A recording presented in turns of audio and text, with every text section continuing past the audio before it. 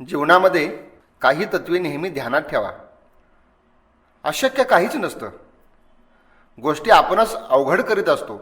आपणच आपल्या विचाराचे बंधन निर्माण करतो. या जगात अशक्य असं काहीच नाही. तुम्हाला थांबवू शकेल अशी गोष्ट बाह्य जगामध्ये अस्तित्वात नाही.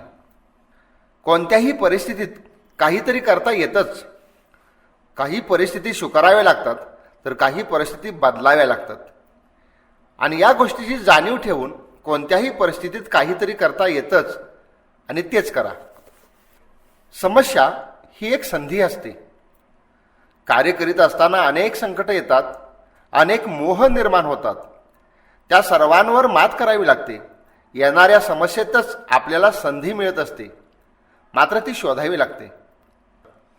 प्रत्येक संकटामध्ये एक संधी लपून बसलेली असते. होतं ते चांगल्यासाठीच. अगदी काहीही घडू द्या. हे सूत्र नेहमी नीट लक्षात ठेवा. जे जे होतं ते ते चांगल्यासाठीच असतं. वाईटातही चांगल्या गोष्टी शोधा. शेणात किंवा घाणीत जर शोध घ्यायचा झाला तर जमीन सुपीक करणारे खत त्यामध्ये सापडू शकते. प्रतिक्रिया नव्हे, प्रतिसाद द्या. Don't react, just response. घटना कशीही असो, प्रसंग कोणताही येवो, प्रतिक्रिया न देता प्रतिसाद द्या. रिॲक्ट होऊ नका, रिस्पॉन्स द्या. सत्याचा स्वीकार करा. जे वास्तव असेल, तथ्यात्मक व सकारात्मक मूल्य असतील त्यांचा स्वीकार करा. चाळण चांगलं पीठ चाळून टाकते व कोंडा जवळ ठेवून घेते, तर सूप घाण उडवून लावते व चांगले धान्य पोटाशी धरून ठेवते. तसे जीवनाची चाळण न होऊ देता सुपाप्रमाणे चांगल्या गोष्टी पोटाशी धरून ठेवा. कुठल्याही गोष्टीचा कधी विपर्यास करू नका. गैरसमज, मिथ्याकल्पना व मान्यता यांच्या आहारी जाऊन वास्तवतेचा कधी विपर्यास करू नका. कोणत्याही गोष्टीचा बावू करू नका. तरी बरं झालं हा मंत्र जवळ ठेवा.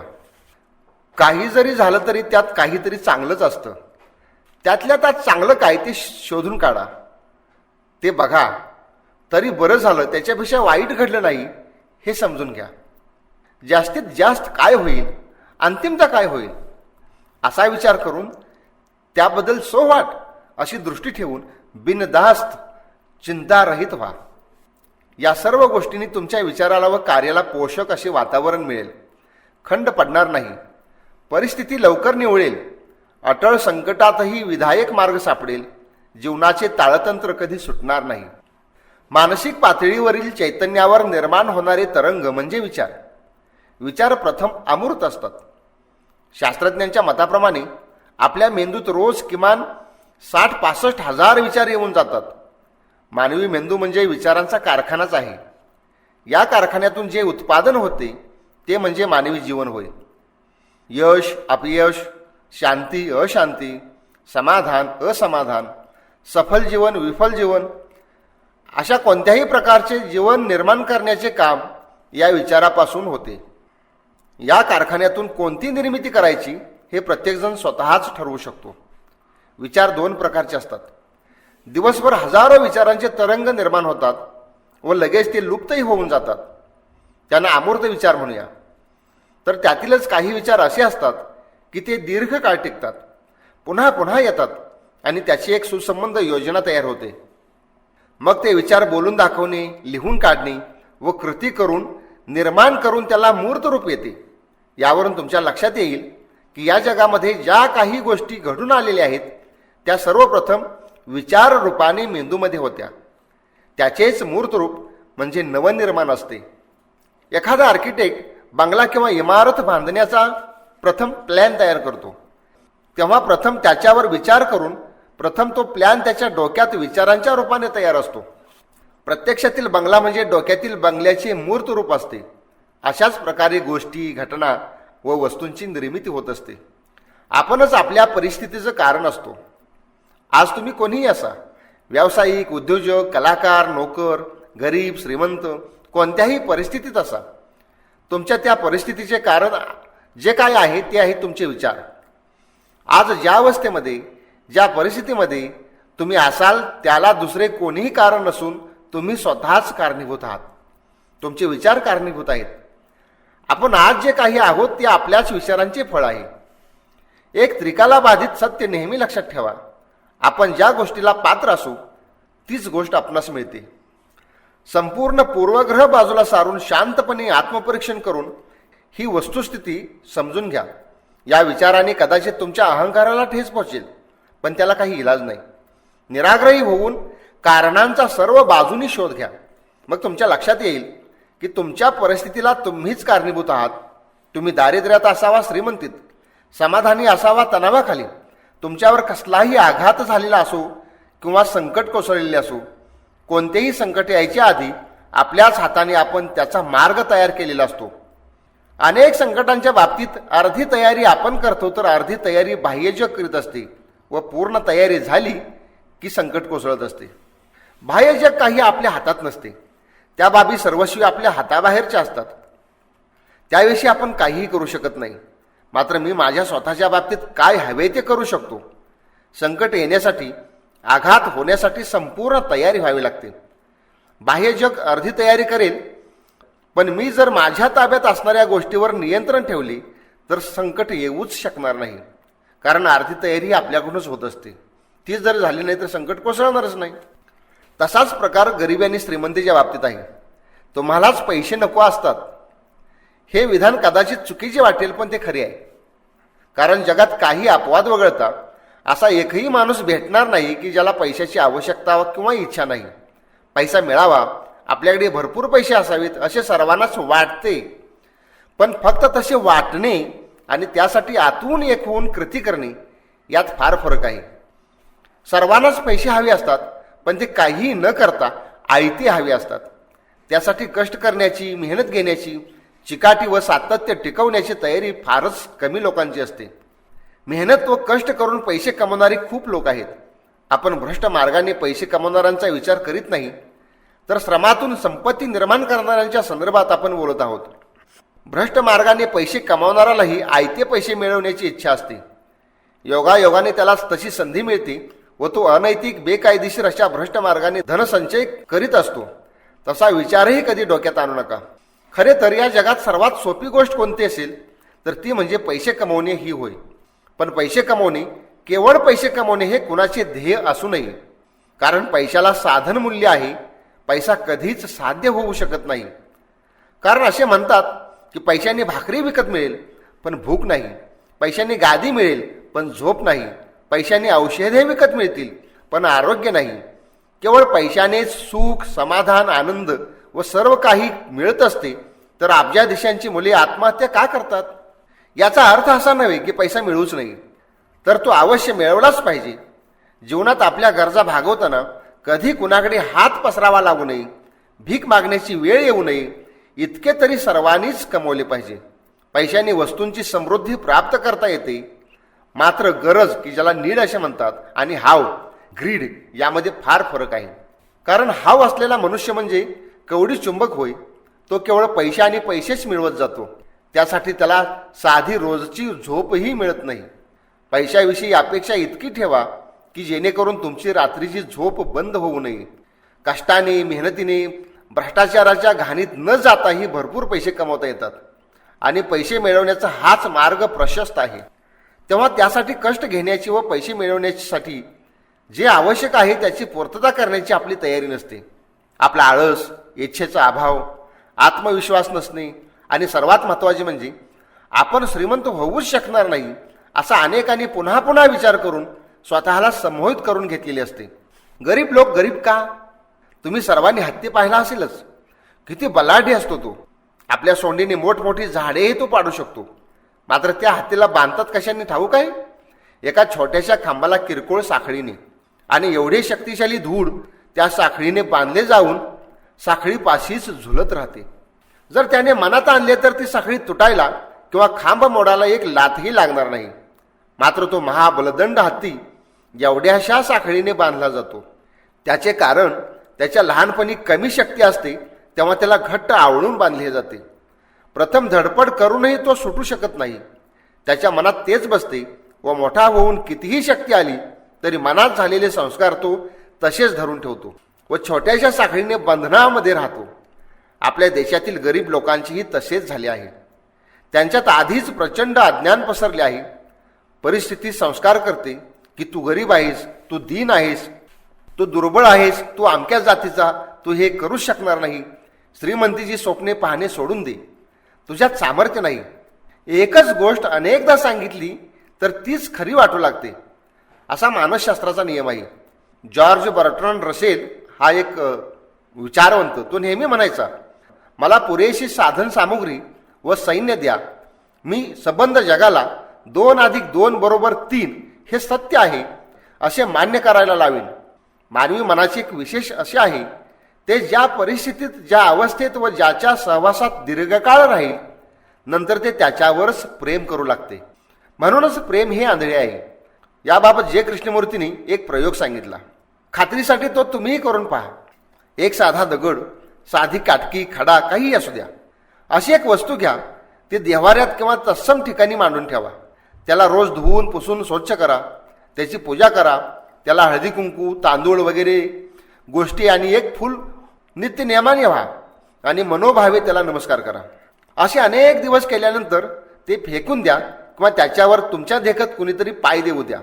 तुम्हाला काय वाटते त्याचे आत्मपरीक्षण करा. तुम्हाला निश्चितच वाईट वाटेल. काहीतरी हरवल्यासारखे, चुकल्यासारखे वाटेल.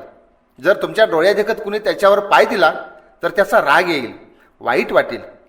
काय झाले नाही तरी आत एक छोटीशी टिकली तरी बसेल, एक छोटासा सौम्यसा धक्का बसेल. धर्मश्रद्धेवर भांडणे, युद्धे, दंगली व अतिरेकी याच प्रकारे तयार होत असतात. केवळ काल्पनिक गोष्टीमुळे खऱ्या माणसांचे मुडदे पाडले जातात व चुकीच्या विचारावर प्रेम करीत बसतात, श्रद्धा बाळगतात. असेच गरिबीचे सुद्धा झाले आहे. लोक गरिबीचे समर्थन करतात, गरिबीवरच प्रेम करतात, तिचे उन्नयन करतात, उदात्तीकरण करतात आणि गरिबीतच राहणे पसंत करतात. गरीब असणे पाप नाही, मात्र नेहमी गरिबीच्या खाडी शोधत राहणं ही वृत्ती चुकीची आहे. अशी वृत्तीच मनुष्याला त्यातून वर येऊ देत नाही. गरिबीच्या खाडीत जाऊन त्या चिखलाच्या दलदलीत आणखी किती वर्षे रुतून बसणार. यातून वर निघण्यासाठी गरज असते उसळी घेण्याची, एक झेप घेण्याची. त्यासाठी जवळ पॅशन रुजवावी लागते. सिंह जसा आपल्या भक्ष्याकडे झेप घेतो, अशी पॅशन असावी लागते. त्यात एक आवेश असतो, जोश असतो. हे ऐकून काही जणांना मनात वाटेल की उसळी घ्या म्हणजे नेमके काय करा, काहीच सुचत नाही. तसे पाहता गरिबीची आवड काही लोकांचा अपवाद वगळता कुणालाच नसते. पण त्यातून बाहेर पडण्याचाही मार्ग दिसत नाही. काय करावे काही सुचत नाही. त्यासाठी किमान काही गोष्टी कराव्या लागतील. प्रथम गरिबीतून वर येण्याचा ठाम निश्चय करा.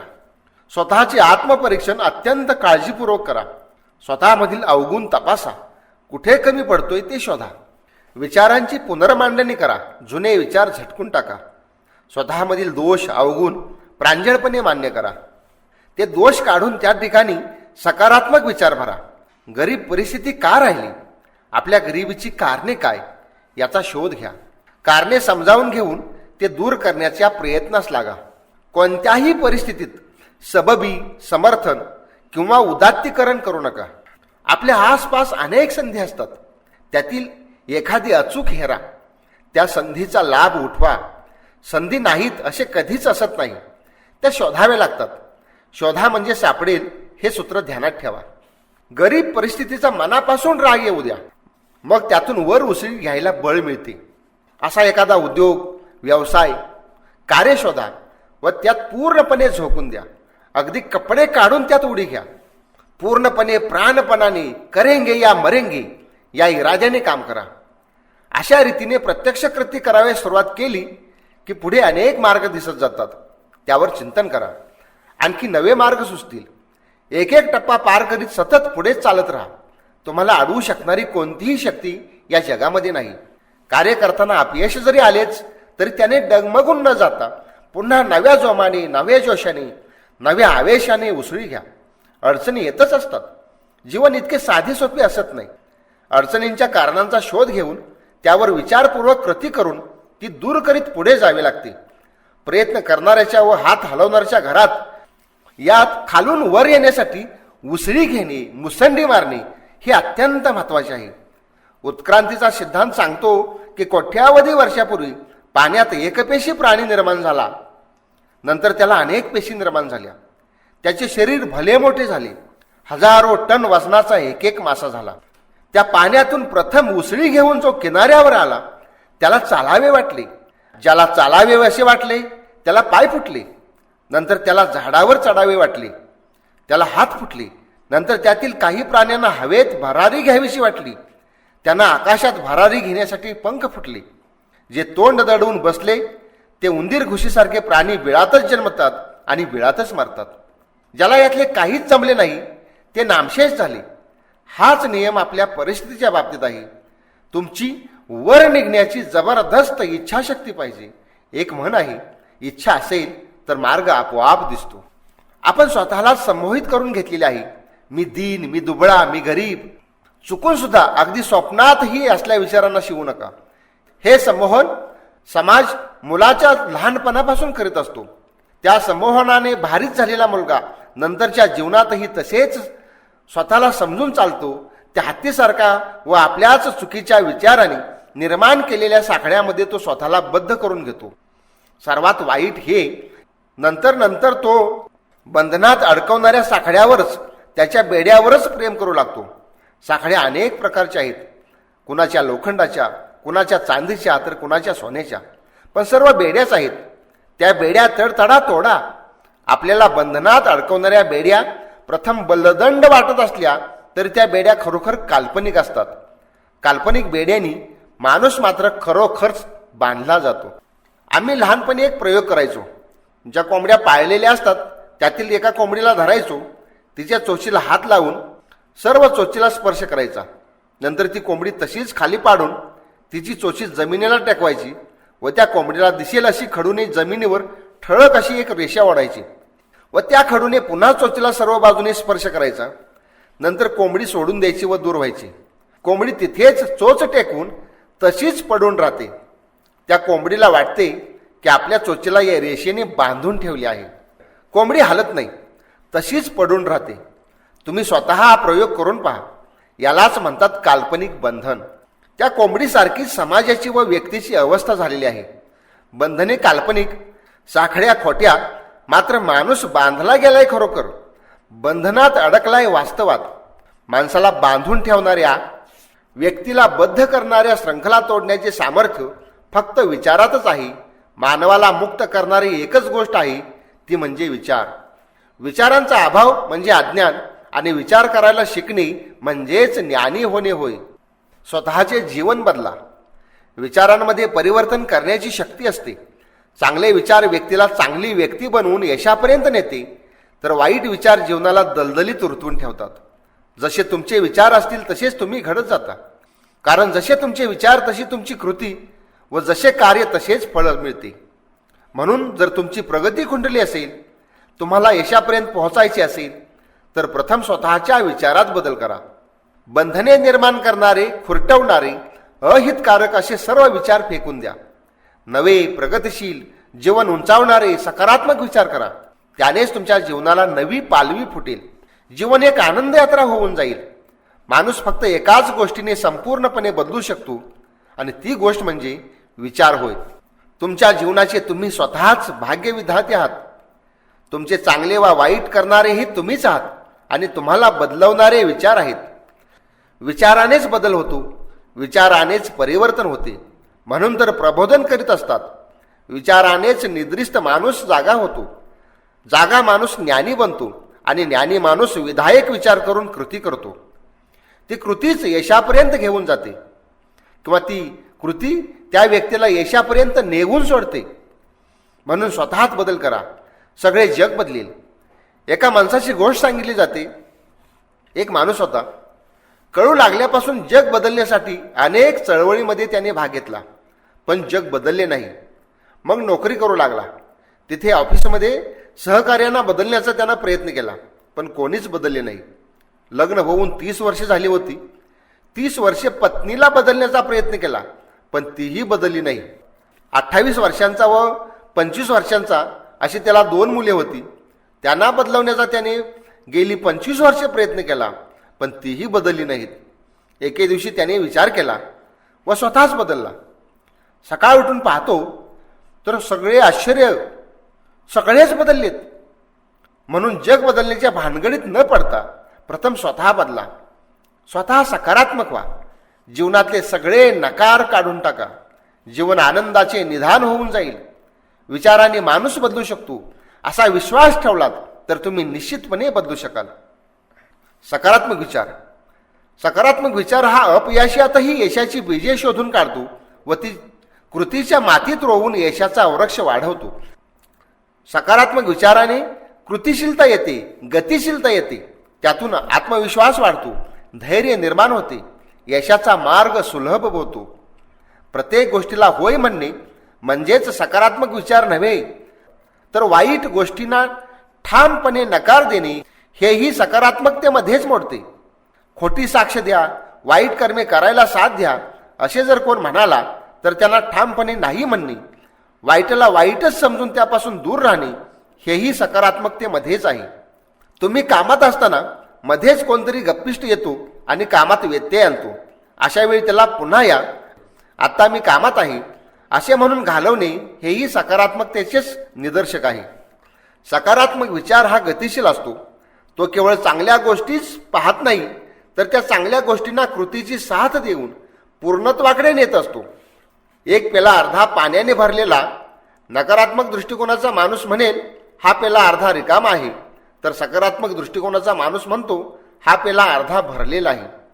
तर सकारात्मक विचाराचा माणूस तांब्या घेऊन जाईल व त्या पेल्यात पाणी ओतील आणि म्हणेल हा पेला पूर्ण भरलेला आहे. सकारात्मक विचारांचा माणूस अपूर्णातील पूर्णत्व केवळ पाहणार नाही, वाईटातील चांगलेपणा केवळ शोधणार नाही, तर अपूर्णाला पूर्ण करण्याचा प्रयत्न करेल. वाईटातील वाईट घालवण्याचा प्रयत्न करेल, तर चांगल्याला अधिक चांगले बनवण्याचा प्रयत्न करेल. अशा प्रकारच्या सकारात्मक विचाराने स्वतःत तर बदल होतोच, पण त्यामुळे जगही बदलते. सकारात्मक विचारांचे बनण्यासाठी नेहमी प्रथम चांगल्याकडे लक्ष द्या. सद्गुणांचाच विचार करा. दुसऱ्याच्या दुर्गुणापेक्षा सद्गुणाविषयी बोला. दुर्गुणांची चर्चा आली किंवा चर्चेत कुणावर तरी टीका होत असेल किंवा निंदा केली जात असेल तर तुमचेही त्या व्यक्तीविषयी वाईट मत असले तरीही काही वाईट बोलू नका. कुणाविषयी कधीच अपशब्द उच्चारू नका. इतरांकडून तुम्हास घेता येईल तितके सद्गुण घ्या. दुर्गुणाकडे लक्षपूर्वक दुर्लक्ष करा. जे चांगले आहेत त्याचाच विचार करा, त्याचीच कृती करा. इतरांविषयी तुमच्या संदर्भात जे जे तुमच्या कनेक्टमध्ये येत असतील, तुमचा ज्यांच्याशी संबंध येत असेल त्या सर्वांविषयी कृतज्ञता बाळगा. नवे नित्य ज्ञान घेत राहा.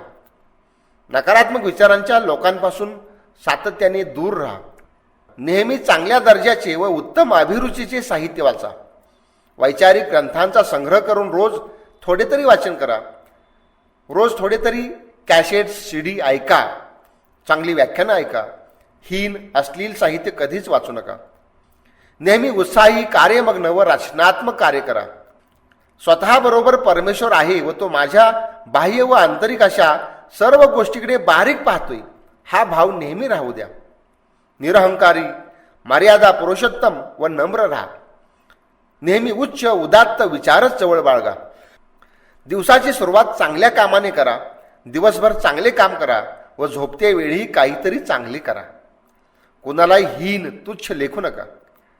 विधायक बाजूच समजून घ्या. विधायक दृष्टीने विचार करा. मी यश मिळवणारच अशा विचाराने यश प्राप्तीसाठी सतत प्रयत्नरत राहा. सकारात्मक विचार व रचनात्मक विचार यामधून यश साकारत जाते. रचनात्मक विचारासाठी पुढील गोष्टी करा. नेहमी विश्वास ठेवा की मी बदलू शकतो. कोणतेही काम मी करू शकतो. अशक्य हा शब्द तुमच्या शब्दकोशातून काढून टाका. नव्या विचारांचे, नवनव्या कल्पनांचे स्वागत करा. त्यांना स्वीकारा. नेहमी नवनवे प्रयोग करीत राहा. प्रगतिशील राहा. बदलाला विरोध करू नका. आपले काम अधिकाधिक चांगल्या प्रकारे करा. नेहमी पूर्वीपेक्षा रोज थोडे जास्त करा. नकारात्मक विचारांना काबूत ठेवा. सकारात्मक विचारांना जाणीवपूर्वक निर्माण करा. मात्र नकारात्मक विचारांना जाणीवपूर्वक काबूत ठेवा. त्यांना कधीच वरचढ होऊ देऊ नका. असूया, द्वेष, मत्सर, क्रोध, न्यूनगंड, भीती अशा अनेक नकारात्मक भावनांच्या प्राबल्यातून नकारात्मक विचार जन्माला येतात. तेव्हा या विचारांना वेळीच पायबंद घालावा. असे विचार थांबवण्यासाठी वा न येऊ देण्यासाठी महात्मा गौतम बुद्ध व अद्वैत वेदांती यांनी छान उपाय सांगितला आहे. तो असा, पुढील विषयांच्या संबंधाने आपण 4 भाव मनामध्ये बाळगावेत. या गोष्टीवरून आपण जगात कसे वागावे याचेच थोडक्यात ज्ञान होते. पहिला भाग म्हणजे मैत्री. एखादी चांगली सुखकारक गोष्ट वाटत असेल तर त्याविषयी मैत्री भाव बाळगावा. दुसरा करुणा. इतरांचे दुःख पाहून करुणा वाटायला हवी. तिसरी मुदिता. शुभ गोष्टी, मंगल गोष्टी दिसल्या तर त्यामध्ये आनंद वाटायला हवा. आणि चौथी उपेक्षा. जे जे अशुभ, अमंगलकारक, अनैतिक, मूल्यहीन असेल त्याची नेहमी उपेक्षा करावी. नकारात्मक विचार माणसाला संपवतात, त्याचा ऱ्हास करतात. एका वृक्षाखाली एक वाटसरू बसला होता. त्याला खूप तहान लागली होती. त्याच्या मनात विचार आला, किती छान सावली आहे, इथे थंडगार पाणी मिळाले असते तर किती बरे झाले असते. लगेच गार पाण्याने भरलेला माठ त्याला दिसला. पाणी पिल्यानंतर त्याची भूक चाळवली. नंतर मनात विचार आला, इथे जेवणानं भरलेलं ताट मिळालं असतं तर पोट भरून जेवला असतो. लगेच त्याला एका ठिकाणी भाकरीचे गाठोडे दिसले. त्याने भाकरी खाल्ली व नंतर मनात विचार आला की इथे मनात येईल ती इच्छा पूर्ण होते, इथे भूत तर नाही ना. आणि जर ते भूत आले आणि त्यानेच मला खाल्ले तर. त्याच्या मनात विचारांचे वादळ थैमान घालू लागले. भीतीने गाळण उडाली. त्या भीतीच्या धक्क्यानेच त्याचा मृत्यू झाला. नकारात्मक विचार मनात न येऊ देण्यासाठी चांगल्याविषयी आनंद माना, इतरांच्या आनंदातही आनंद माना. मनाचा संयम करा. जगाचे भले चिंता, दुसऱ्याच्या हिताविषयी मनापासून प्रार्थना करा. नेहमी चांगल्या गोष्टीचेच चिंतन करा. नकारात्मक विचार मनात डोकावलाच तर त्याचा स्वीकार करू नका किंवा नकारही करू नका. अंतर्मुख होऊन त्या विचाराकडे फक्त पहा. तो हळूहळू पण निश्चितपणे नाहीसा होईल. द्विधा अवस्था टाळा. 2 तुल्यबळ विचार मनात निर्माण झाले की हे करावे की ते करावे असा प्रश्न पडतो. अशा वेळी व्यक्तिमत्वाची फार ओढाताण होते. शेक्सपियरच्या हॅम्लेटची हे करू की ते करू अशी द्विधावस्था झाली व शेवटी त्याने आत्महत्या केली. द्विधा अवस्थेत विवेकाला संभ्रम पडतो. डोळ्यापुढे अंधार साचतो व मग व्यक्ती काहीच करीत नाही, निष्क्रिय बनते व कधी कधी तर स्वतःचाच घात करून घेते. माझा एक लहानपणीचा मित्र, त्याचे वडील दारू प्यायचे. मोठ्या भावाची नोकरी गेली. गावी येऊन तोही बेवडा बनला. वडिलांची व मोठ्या भावाची रोज भांडणे सुरू झाली. कुणाला सांगावे, ते भांडण कसे मिटवावे हा सर्वात लहान होता. आम्ही त्याविषयी खूप चर्चा करायचो. त्यानंतर मी पुण्याला आलो. काही वर्षांनी पाहतो तर तोही अस्सल बेवडा झाला होता. वडील व मोठा भाऊ दारू प्यायचे थांबत नाहीत म्हणून याने विचारपूर्वक स्वतःच दारू प्यायचा निर्णय घेतला. नंतर तिघांच्याही आयुष्याची माती झाली. असे होता कामा नये. त्यासाठी अनेक चांगल्या विचारातील एकच चांगला विचार स्वीकारा व तो अंमलात आणण्याचा निर्णय घ्या. नंतर त्याच विचाराशी ठाम राहा. डॉक्टर व्हावे, वकील व्हावे, इंजिनियर व्हावे वगैरे वगैरे असे अनेक विचार डोक्यात येतात. सर्वच चांगले वाटत असते, पण त्या सर्वातून एकाचीच निवड करावी लागते व त्याच ध्येयाशी चिकटून राहावे लागते आणि ते मग प्राप्त होऊ शकते. त्यासाठी योग्य निर्णय घेण्याची क्षमता वाढवा. लग्नासाठी मुलाला अनेक मुली सांगून येतात व मुलीलाही अनेक मुले मागणी घालतात, मात्र त्यातील कोणत्याही एकाचीच निवड करावी लागते. अनेक चांगले आहेत म्हणून अनेकांशी लग्न करून संसार करता येत नाही. नेमके असेच जीवनातील निवडीचेही आहे. इदम सती अस्मिन भवती. महात्मा गौतम बुद्धांनी हा कारण कार्य भावाचा सिद्धांत सांगितला आहे. त्याचा अर्थ असा होतो की हे असे होते म्हणून हे असे आहे. म्हणजेच तुमचे आजचे जीवन जे काही आहे, जे कसे आहे, त्याचे कारण तुम्हीच तसे होता. तुमचे विचार जसे होते म्हणून तुम्ही आज असे आहात. हा एक अबाधित असा सिद्धांत आहे. म्हणून तुम्ही कसे असावे यासाठी आज कसे आहात हे महत्त्वाचे ठरणार आहे. म्हणून आज अगदी आत्ताच स्वतःला बदल करण्यास सुरुवात करा. मनातल्या चुकीच्या गोष्टी काढून त्याला नव्यानं संस्कारित करा. मनातील न्यूनगंड, भय, कमीपणाची व मीपणाची भावना काढून टाका. ध्येय ठरवा व ते प्राप्तीसाठी स्वतःला प्रशिक्षण घेत स्वतःला घडवा. स्वतःला आदर्शाने भारून टाका. त्याचे चिंतन, मनन व अभ्यास करा. आपल्या विचारांचा, चिंतनाचा स्वतःवर परिणाम घडतो. सर्व खुळचट समजुती व अज्ञानाची जळमटे डोक्यातून साफ धुवून काढा. तिथे शुभ संस्कार व मंगल, कल्याणकारी विचारांची स्थापना करा व कार्याला सुरुवात करा. तुमचे व्यक्तिमत्व असे प्रभावी होईल की तेच तुम्हाला यशाप्रत घेऊन जाईल. स्वभावालाही औषध असते. स्वभावाला औषध नाही ही म्हण अर्धसत्य आहे. कारण स्वभावाला औषध नाही ते दुसऱ्याच्या. मात्र आपण आपला स्वतःचा स्वभाव बदलू शकतो. नवे जगात आपल्याला अधिक चांगल्या रीतीने बदलता येणारी एकमेव गोष्ट कोणती असेल तर तो स्वतःचा स्वभाव होय. आपण ज्या काही कृती करतो, मग ती कोणतीही असो, त्या प्रत्येक कृतीने मनपटलावर एक तरंग निर्माण होतो. तो तरंग विरून जातो, पण त्या चित्तावर एक संस्कार ठेवून जातो. असे अनेक संस्कार एकत्र आले की त्याची सवय बनते. एकाच प्रकारच्या अनेक संस्कारांची सवय असते. एकच गोष्ट सतत करीत राहिल्याने त्याचा सराव होतो व सरावाने कौशल्य वाढते. प्रामाणिकपणानेच नेहमी वागत असू तर प्रामाणिक जगण्याचाच सराव होतो व खोटे बोलण्याच्या सरावाने तो अधिक शिताफीने, अधिक कौशल्याने खोटे बोलू लागतो. सरावामुळे अनेक गोष्टी अंगवळणी पडतात. आपल्यावर ज्या प्रकारचे संस्कार सर्व माध्यमामधून होत असतात त्या गोष्टी अंगवळणी पडतात. अंगवळणी पडलेल्या गोष्टी सहज स्वाभाविक होऊन जातात. म्हणून माणसाचा स्वभाव हा सवयीने बनलेला असतो. आपला स्वभाव हा आपल्या सवयीप्रमाणेच घडतो. स्वभाव म्हणजे सवयींचा परिपाक असतो. अनेक सवयींचा जुडगा म्हणजेच माणसाचा स्वभाव. आपले विचार, चिंतन, कृती, अनुभव या सर्वांचा एक संस्काराचा ठसा मनपटलावर उमटत असतो. आपले चारित्र्य म्हणजे या संस्काराचीच गोळाबेरीज असते. त्या संस्कारातील जो विशिष्ट प्रवाह वरचढ ठरतो त्याप्रमाणे माणूस घडतो. जर चांगल्या सवयी लावून घेतल्या तर चांगला माणूस होतो व वाईट सवयी लावून घेतल्या तर वाईट माणूस होतो. सवयीनेच आपला स्वभाव बनलेला असतो. सवयी बदलता येतात, म्हणून स्वभाव सुद्धा बदलता येतो. हा स्वभाव बदलण्यासाठी चांगला विचार करा. चांगल्या विचारामुळे चांगल्या कृती होतात. चांगल्या कृतीने चांगले संस्कार होतात. चांगल्या संस्काराने चांगल्या सवयी लागतात. चांगल्या सवयीने चांगला स्वभाव बनतो. चांगल्या स्वभावाने चांगले चारित्र्य घडते आणि जसे चारित्र्य असेल तसे शील बनते. चारित्र्य संपन्न माणूस हा सत्शील माणूस असतो. म्हणून प्रथम तुमचे विचार बदला व चांगल्या सवयी अंगी बांधवा. हसतमुख राहणे, आनंदी राहणे, भीती वाटणे इत्यादी सुद्धा सवयीच आहेत. सवयी कोणत्याही प्रकारच्या असू शकतात. सकाळी लवकर उठणे, विशिष्ट वेळी भूक लागणे, दात घासल्यानंतरच शौचास येणे, कुणाला कसली सवय असेल काही सांगता येत नाही. मात्र महत्त्वाची गोष्ट अशी की यामधील कोणतीही सवय बदलता येते. ज्या गोष्टीची सवय लावून घ्यायची असेल ती गोष्ट अट्टहासाने पुन्हा पुन्हा करायची आणि ती कृतीमध्ये उतरायची. उदाहरणार्थ, सकाळी लवकर उठायची सवय लावून घ्यायची असेल तर प्रथम गजराचे घड्याळ लावायचे किंवा कुणाला तरी उठवायला सांगायचे. बरोबर त्यावेळी कितीही आळस असला, अजिबात उठू वाटत नसले तरी दांडगाईने उठायचेच. रोज तसे करायचे.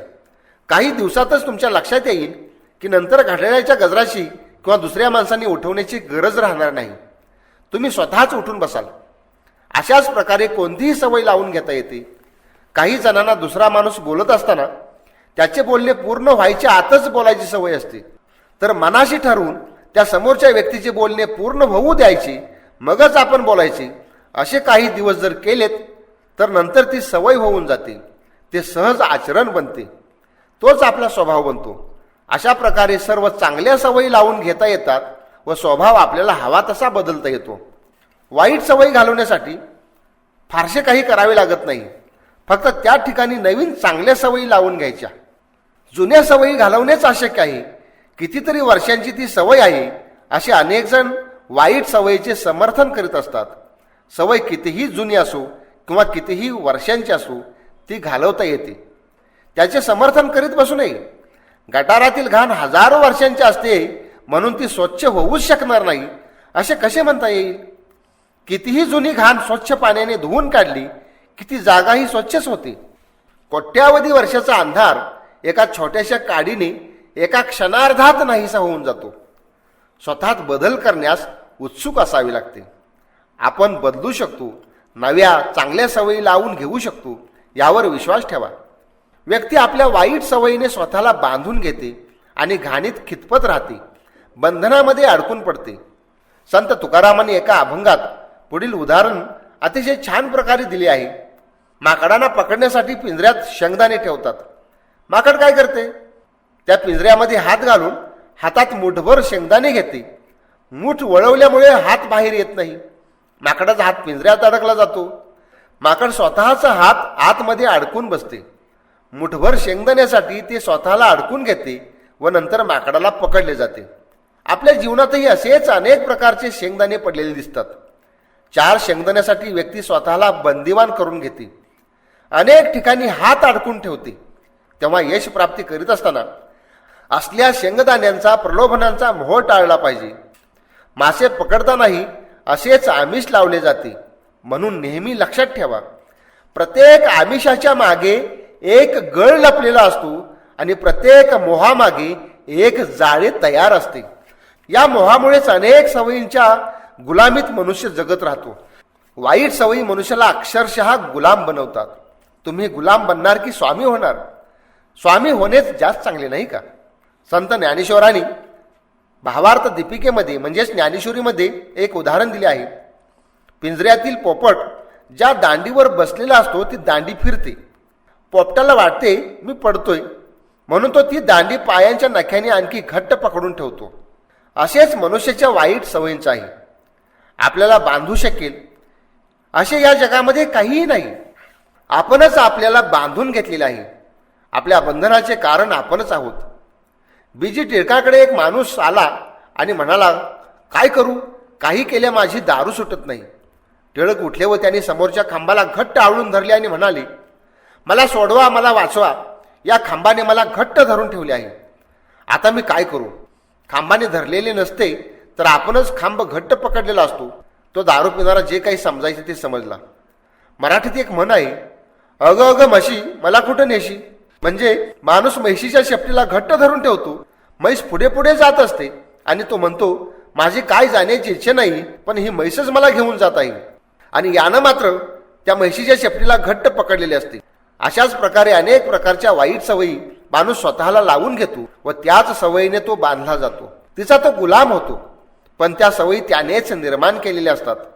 मनुष्याला बंधनात अडकून ठेवू शकेल असे जगात खरोखर काहीही नाही, हे पुन्हा पुन्हा नीट समजून घ्या. माणसाचे सर्व प्रकारचे बंध, त्याच्या बेड्या त्याने स्वतःहूनच तयार केलेले असतात व त्यात त्याने स्वतःला घट्ट अडकवून घेतलेले असते. रेशमाचा किडा जसे स्वतःभोवती स्वतःच एक कोश तयार करतो व त्यात तो अडकून बसतो, तसेच माणसाचे झालेले आहे. स्वतःला घडवण्यासाठी चांगले सवयी लावा. मोह टाळा. प्रलोभने आमिषे यांना बळी न पडता चांगल्या सवयी अंगी बांधवा. मनोवृत्ती सवयीनेच बनते. चांगल्या मनोवृत्तीसाठी चांगल्या सवयी महत्त्वाच्या ठरतात. अपयशी माणूस जे करीत नाही त्याच गोष्टींची सवय लावून घेऊन यशस्वी माणूस यश मिळवतो. कष्ट करणे, प्रामाणिकपणा, शिस्त बाळगणे इत्यादी प्रकारच्या सवयीतूनच यशाची उभारणी होते. तुम्ही काय होणार आहात हे तुमच्या सवयीवरून ठरते. म्हणून अट्टहास आणि आग्रहपूर्वक चांगल्या सवयी जोपासा. स्वामी विवेकानंद म्हणतात, वाईट सवयींवर एकमेव उपाय आहे, त्याविरुद्ध सवयी अंगी बांधून घेणे. ज्या साऱ्या वाईट सवयी आमच्यात संस्कारबद्ध होऊन बसल्या आहेत त्या चांगल्या सवयीने कह्यात आणून दूर करायला हव्यात. सदा चांगली कामे करीत चला. सदैव पवित्र विचार बाळगीत चला. हीन संस्कार निवारण्याचा हाच एकमेव मार्ग आहे. अमुक माणसाच्या उद्धाराची आता काही आशा शिल्लक राहिली नाही असे कधीही म्हणू नका. कारण वाईट मनुष्य म्हणजे एका विशिष्ट प्रकारचे चारित्र्य आणि चारित्र्य म्हणजे काही विशिष्ट सवयींची गोळाबेरीज असते. आणि या सवयी नव्या चांगल्या सवयीने काबूत आणता येतात, दूर करता येतात. चारित्र्य म्हणजे सवयींची पुनरावृत्ती आणि म्हणूनच फक्त सवयींच्या पुनरावृत्तीनेच ते बदलू शकेल, सुधारू शकेल. मांगल्याकडे जाणारा या जगातील मार्ग अत्यंत बिकट, त्रासदायक किंबहुना निसरड्या कड्यासारखा असतो. तेव्हा या कड्यावरून जाताना कित्येकांनी कोसळावी यात नवल मुळीच नाही. अनेकांना या मार्गावरून जाण्यास यश येते हीच खरोखर आश्चर्याची गोष्ट आहे. या मार्गात हजारो प्रमाद होतील, अनेकदा ठेच लागेल, परंतु यातून चारित्र्य तावून सुलाखून निघेल. मी यशस्वी होणारच हा विचारच तुम्हाला यशापर्यंत घेऊन जाईल. यशस्वी होण्याचाच नेहमी विचार करा. अपयशाबद्दल मनात शंकाही उपस्थित होऊ देऊ नका. यशाच्या विचाराशी तुम्ही जितके ठाम राहाल तितके तुमचे यश जवळ येत राहील. म्हणून पुन्हा पुन्हा विचार करा, मी यशस्वी होणारच. यशाच्या विचाराला कृतीची जोड द्या, तुम्ही निश्चितच यशस्वी व्हाल. तुम्हा सर्वांना शुभेच्छा. धन्यवाद.